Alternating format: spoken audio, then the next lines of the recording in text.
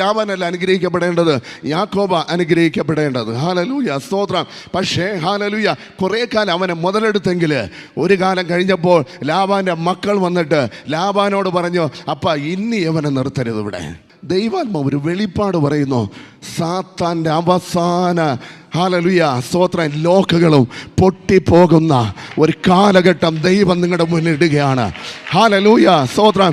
നിങ്ങളുടെ നന്മകളുടെ മേല് കൈവച്ചിരിക്കുന്ന ചില ശക്തികളെ പരിശുദ്ധാത്മാവായി ദൈവം, യാക്കോബിന്റെ ദൈവം തകർത്ത് കളയുക. നിങ്ങളുടെ മേൽ ഭാരമായി വച്ചിരിക്കുന്ന കരങ്ങൾ, നിങ്ങളുടെ നന്മകളുടെ മേല് ഞെരുക്കം വച്ചിരിക്കുന്ന കരങ്ങൾ മാറിപ്പോകുകയാണ്.